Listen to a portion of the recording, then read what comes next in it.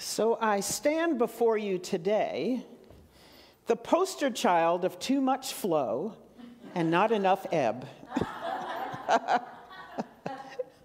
I chose this topic maybe a month and a half, 2 months ago when Reverend Melinda first asked me to come speak to you today. And I had no idea that it was going to mean so much to me at this particular time. I think all of us end up having a challenge with how much flow and how much ebb we have in life every couple of months or so. I know I do.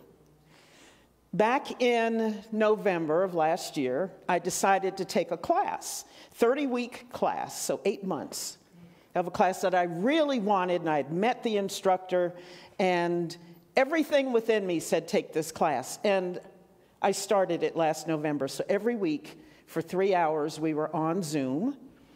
The teacher was in California. And nothing in my life had changed to make room for this. I mean, I was still the spiritual leader at Unity Saxe. I have a peace initiative that I'm working. I have a husband and a home and lots of stuff to do. But this is something I wanted and really felt called to do it, and I am glad I did it. Man, it was probably one of the most transformational, mind-blowing experiences that I've ever had. And it tested me and my life. It made me get in touch with what my priorities are during the day, during the week, during the month, and try to work all of these wonderful things that I do and love into a life that doesn't take me under. That doesn't take me under. There is a natural ebb and flow to life. All of nature has an ebb and flow, and we forget that we are a part of that natural world. We forget that we are nature itself. We forget that we also need ebb and flow, that there are times of productivity and that there are times of rest. Naturally, that should occur. That should occur. And yet, because we have free will, because we have these fantastic brains, we can rationalize anything and everything. And we do, every day, in every moment. We make all kinds of rationalizations about what we're doing and why it's important and why it's important now. As a reformed control freak,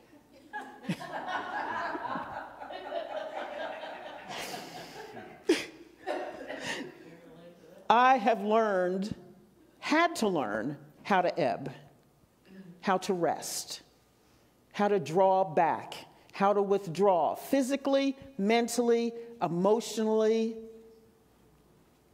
spiritually. I've had to learn that. I've had to learn how to let go. I had to learn that there's actually nothing I control other than me. And as a reformed control freak, I didn't know that at first.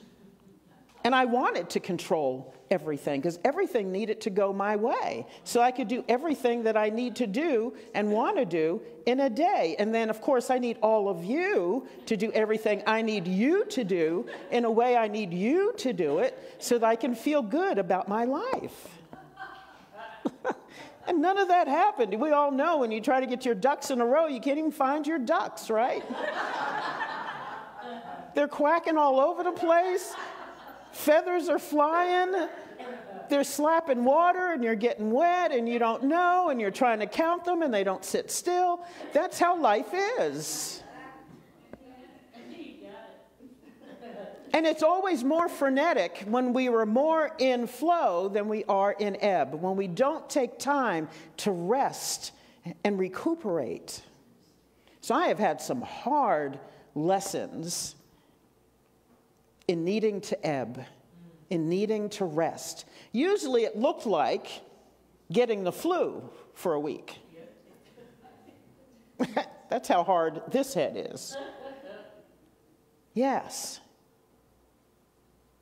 I would drive my body and my mind to distraction until my body said, okay, we need rest, and you're not going to get it. You're hard-headed. I've been giving you all kinds of signs that you need to rest, that you need to lay down, that you need to withdraw, that you need to stop for a while. And since you're not listening, I will lay you down. How many of you have been there? Yeah. It's not fun. Because who wants to be sick for a week or more? And it seems like the older I get, the longer it takes to recuperate from this stuff. I'm just confessing all over the place today. But after I bumped my head like that several times, I thought, all right, I'm tired of this. I'm tired of ebb looking like being flat on my back sick for a week and a half, 2 weeks, maybe 3. It wasn't productive. And nor it wasn't healthy for me. It wasn't healthy for my mind. Because while I'm laying there trying to rest and recuperate, actually my body is at work, healing. And the whole time I was probably kicking and screaming because I'm impatient about getting better so I can get back to it. So I'm not really resting. Not really resting. Our bodies, our minds, our hearts, our spirits are always calling us forward to what we need to do or not do all the time. And the question is, do we listen? Depending on what you believe about life in the world, the answer to that could be different. I always believe that my highest and best is at work. And I trust that divine wisdom, divine intelligence, the God of my understanding, divine wisdom, divine goodness, divine abundance is talking to me all the time. Sometimes I listen, sometimes I don't. More often than not now, I listen because I know that there is that inner GPS guiding me forward to do or to rest, to be or not be, something to talk or not speak. And the more time I spend in ebb, the more time I spend in rest, in prayer and meditation, in relaxation, just being home and enjoying my space without looking at the list of things to do, without checking my phone again to see who's emailed or texted me. The more I spend just resting in Sabbath moments, actually, the more focused, the more creative, the more productive I am when I do get into flow, when I get to work. Somehow, though, our brains drive us. One of the things I learned in this class was called Advanced Consciousness, and we thought about and talked about and discussed and read about this brain a lot, this brain of us. We have fantastic brains. It's an incredible, incredible creation. But it is designed to protect us, and it runs by patterns. It recognizes patterns. And the more you follow the patterns, the less work it has to do. And those patterns are hardwired. And they can be circumvented, they can be overcome. You can make new patterns, but boy, does it take work.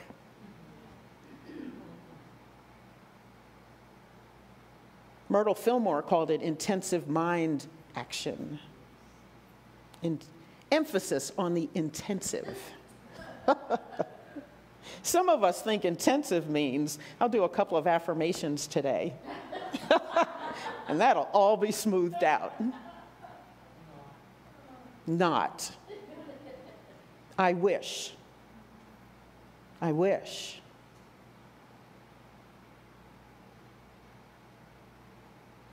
So the Sabbath was created for us, but it's not just a day. We can create Sabbath moments, Sabbath hours. You can have a Sabbath 5 minutes in the midst of one of your projects or one of the things you have to do that day. And just take a breath. Take a breath and breathe. Gosh, the body loves a deep, deep inhale and exhale. And it responds immediately just to the breath, a simple breath. But we have to be willing to let go. We got to be willing to let go of the productivity, of the schedule, of the list of things to do, to our need to control, to be, to do. What do I need to do now? I have an app on my phone that I use, and I list the things I need to do. And it has kept me productive. And the good thing is, one of the reasons I love it is it also tells me when I have a gap between things to do. And it'll ask me, do you want to do something here, or do you want to take a break? So you got an hour. What do you want? Sometimes it'll say, perhaps a nap. And I go, ooh, I love a nap. I'm now figuring out power naps. I used to think, what's 20 minutes? Really? Oh, God. I need 2 hours. I need 2 hours. But recently, I took a couple of power naps, and man, do they work. I got up refreshed. Whereas 2 hours, sometimes I just want another 2 hours after I've napped. But that comes from being overworked. I got overworked during that class. And even though I wanted it and loved it and was enjoying it, I needed to carve out more time in my schedule to take a break. That class required more of me than I thought. I had no idea it was going to take me where it did. So not only was there lots of reading, and we had a paper to write every single week, there were things I was processing about my life. A lot of things about my past, a lot of emotional things came up because we did talk about the nature of reality, about life, about death, about my mortality came out, the way that my parents died and lived. All of that stuff came up. And so I needed time to process. I noticed that after I did my reading, I sometimes needed a day or two to think about what I was going to write about in my thought paper. It didn't just come because none of it was coming from the book. The instructor kept saying, I already know what the book says. I don't need you to tell me what the book says. I want you to tell me how this is going to affect your life. So I had some deep thinking to do. And all of that was extra hours, extra time. Things I didn't bargain for. And I didn't make enough time to rest and to think and to be in the beginning. Good thing it was a 30-week class, because it took me about 10 weeks to figure out how am I going to handle this in my life. I started hitting my stride about class 15. But I got there. And sometimes it takes us time. But we got to be willing to take the time to rest, to think, to be human beings. To let ourselves be with our souls, to hear our souls speak.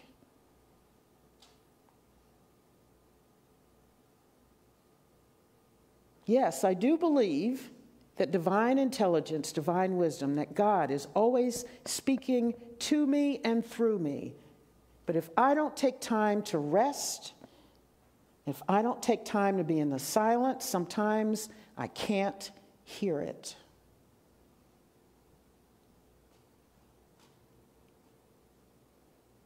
Yes, I do believe, and this has worked for me, that the longer I am in meditation practice, and I probably have been meditating now for, 30-some years, so that even now, amidst noise and chaos, I can still hear. I can feel divine presence, even amidst the noise of life. But if I am overworked, it's harder to hear. Or sometimes I forget that something within me is trying to speak and guide me, and that I don't have to figure it out, because a part of me that is that one love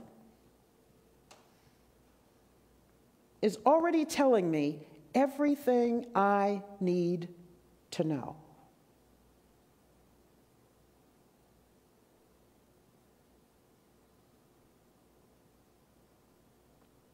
Everything you need to know is already within you and is yearning to break free if I will open the door.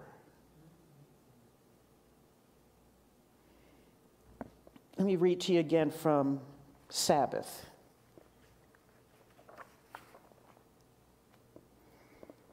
When we think of Jesus, we usually think of him teaching, healing, or being accosted by the hordes of sick or possessed who sought his touch.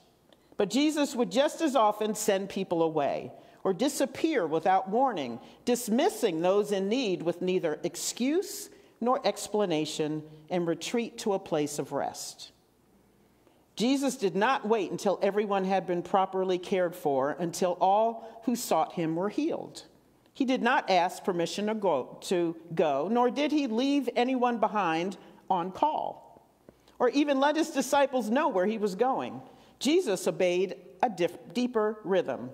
When the moment for rest had come, the time for healing was over. He would simply stop, retire to a quiet place, and pray. Sometimes he would take the disciples with him. Come away to a deserted place all by yourselves and rest for a while, he would tell them. He would not wait until they had completed all their work. He invited them to rest in the middle of their busyness, when they had no leisure even to eat. Come with me, he said, let us go and rest and pray. One translation of the biblical phrase to pray is to come to rest. When Jesus prayed, he was at rest, nourished by the healing spirit that saturates those still quiet places.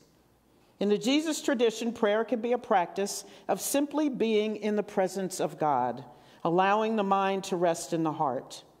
This can help us begin to understand one aspect of Sabbath time, a period of repose when the mind settles gently in the heart. Who is it that can make muddy waters clear? Asked the Tao Te Ching. But if allowed to remain still, it will gradually become clear of itself. The invitation to rest is rooted in an undeniable spiritual gravity that allows all things at rest to settle, to find their place. There comes a moment in our striving when more effort actually becomes counterproductive, when our frantic busyness only muddies the waters of our wisdom and understanding. When we become still and allow our life to rest, we feel a renewal of energy and gradual clarity of perception. The psalmist speaks of this.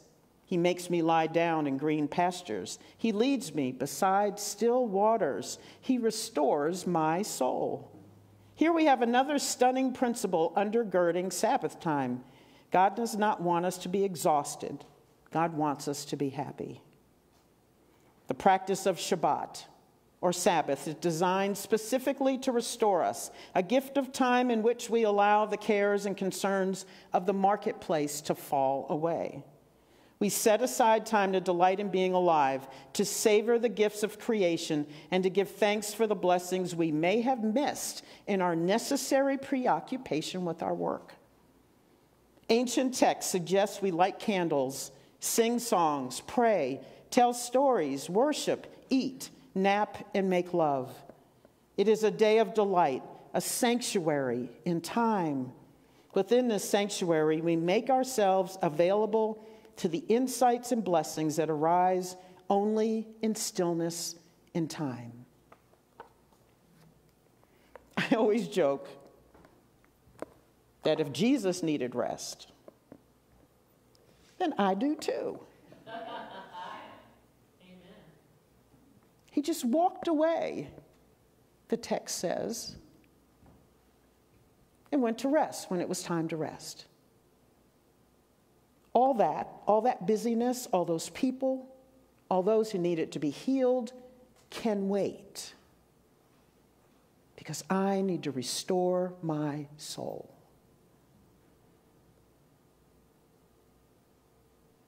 Are you willing to rest? To open up to the blessings it talks about? To a time of restoration, to a time of not having to do, when I let go of my need to do and I just get quiet. There are days when I think, oh my gosh, how wonderful is this? Nobody needs me right now. And if they do, I'm not answering the call. Figure it out. And to just be in a time where you can just be you. An infinitely powerful spiritual being that's feeling that connection, that divine presence that we are, that moves through us and is speaking to us all the time. To be with that and to recognize it, to feel it, to have an experience of it. Just you, nothing else. And I'll admit, when I first started meditating, I was afraid of that. And some of you may be too. Some of you don't want to hear what's going on in this thing, do you? Yeah. Some of you are afraid of the silence, afraid of who you are when you're not doing, because you don't know who you are when you're not doing. If you're attached to a title,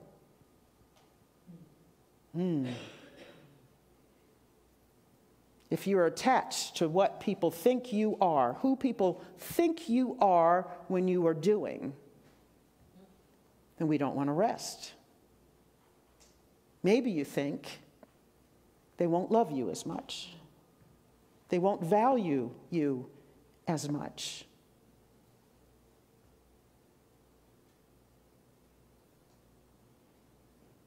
My husband was downsized last year and then decided to retire at that time. But he had probably been working. His parents owned a business, so he had probably been working since he was 7 or 8, helping his father out at the service station that they owned. He did not know who he is without working. He didn't know who he was as a husband without working. He wasn't sure of his value to me when he wasn't providing. And it took him some time to get still about that and to find out and experience who he truly is. And yes, he needed to hear from me that I still love him and value him, whether he works or not. That it was the essence of him that I loved, not his job title, not his paycheck.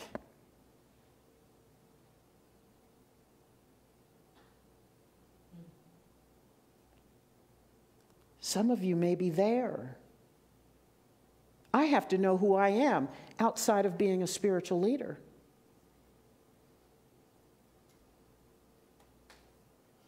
We all have to know who we are. And that's why we're sending blessings and all good things, good vibes to Reverend Melinda, as she is now in an ebbing period, sorely needed. Some of you know what kind of strain she's been under for a long time. For a long time. She's in a period of ebb. And thank you for supporting her in that so she could do that. Very important for her husband, for her relationship, for her soul, and for you as a community so she can come back feeling restored, knowing and feeling her strength again, mentally, spiritually, emotionally, physically. Yeah. So during these couple of months while she's away, we're going to hold that for her and for your community.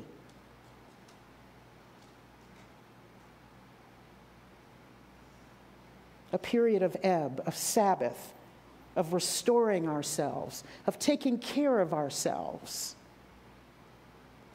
Our parents never talked about self-care, did they? No. And if they did, mine probably would have said, I'm sorry, that's a bad word. You're not going to do that. Because my parents were productivity driven. And if you're not doing something, they could give me something to do. Yes. But we've learned differently that we are a part of this natural world.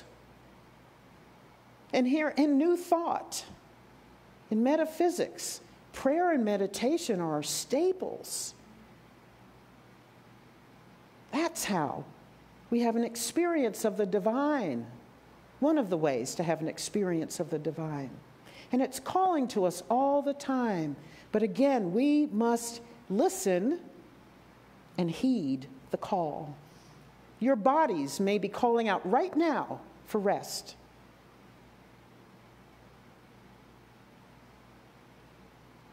Your spirits may be calling for rest. Your hearts, our hearts sometimes are calling for rest, to pay attention to me. Let me speak. Let me be here. Let me process. Life happens quickly, doesn't it? Stuff's happening all the time. And with change, there's loss. With loss, there's grieving. We need time to grieve, to pay attention to our souls, to our hearts. The ebb and flow of life. It's the greatest gift, I think, that we can give ourselves and our relationships so that we can come fully ourselves, fully as our divine selves, ready to be fully who we are called to be at any moment.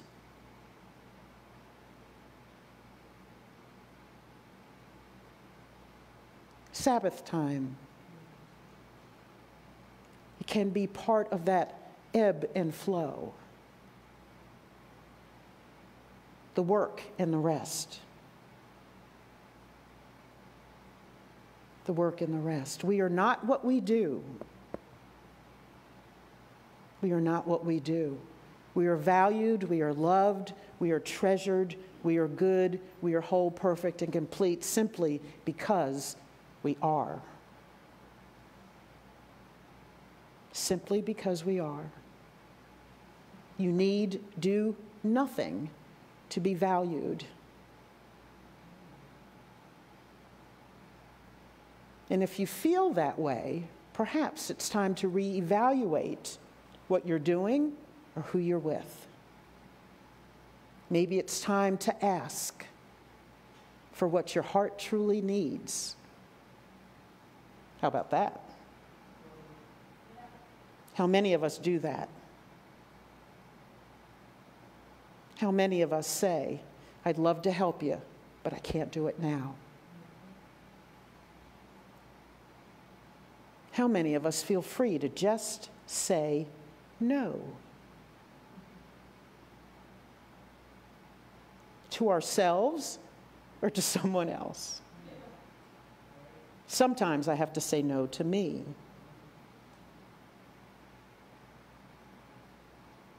Sometimes I have to say no to this brain that wants to drive me forward because it knows of my goals. And it's thinking all the time.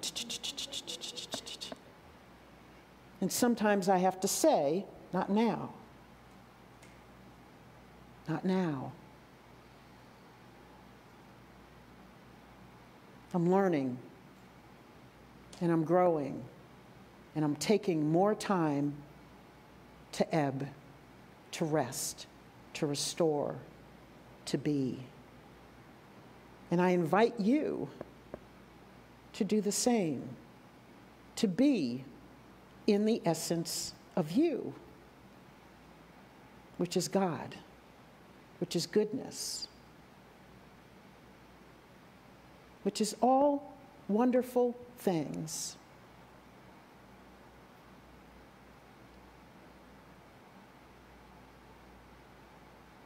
Let's take this into a short meditation. So just breathe with me.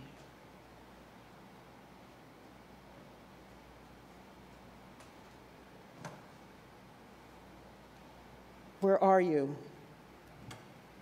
on this continuum of ebb and flow?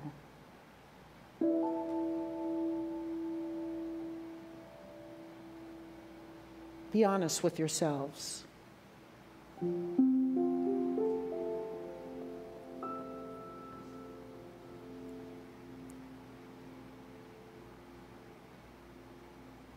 Where are you truly?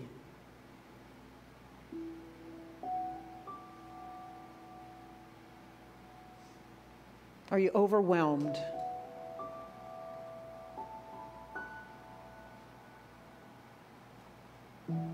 Do you feel yourself on the brink of tears quite a bit? Are you just wishing the world would slow down?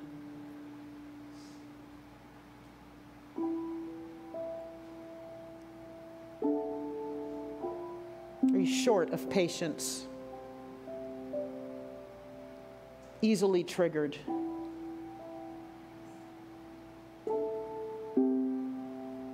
Do you sleep all night but not feel rested in the morning?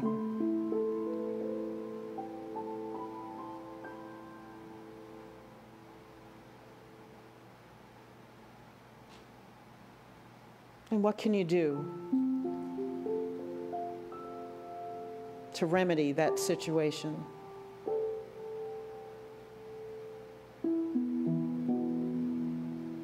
How can you shift priorities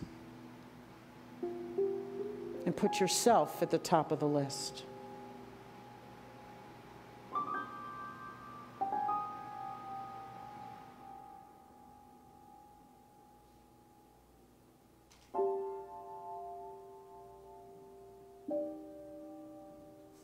Just breathe and relax. Let yourself be here and listen.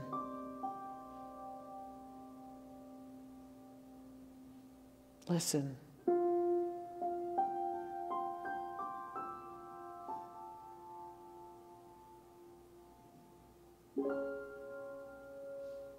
Just be here, fully you, exactly as you are, needing nothing, allowing the moment to just be what it is. What's calling you? What have you ignored?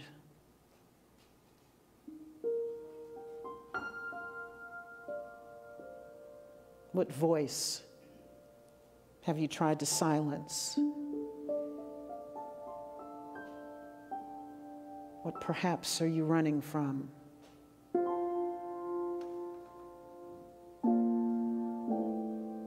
Take a breath,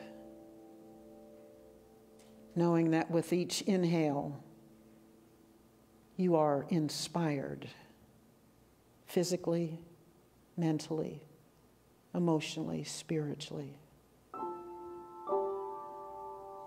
That with each breath, there is more life.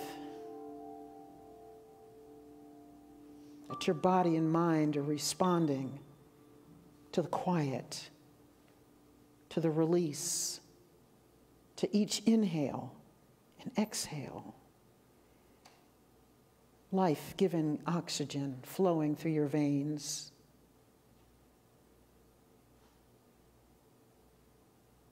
Just breathe.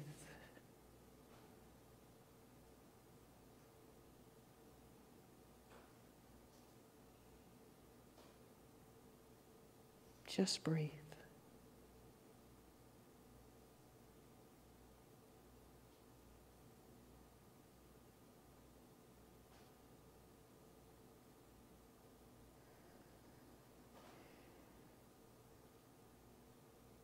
Here in this moment, we give thanks for Sabbath, for rest, for restoration, for calm waters. We give thanks for that one love that is always loving us in each moment, that guides us and directs us towards our good in each moment.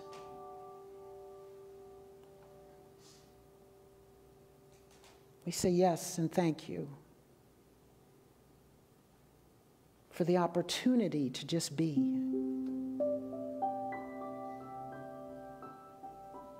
To just be.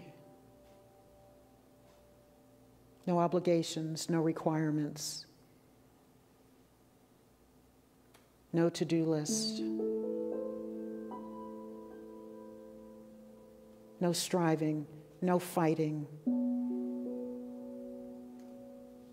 Just being. Let's take a breath together. Breathe in. Exhale. Breathe in. All the way down through the belly. Let the belly expand. Exhale and let that air out. And with each breath, relaxing more.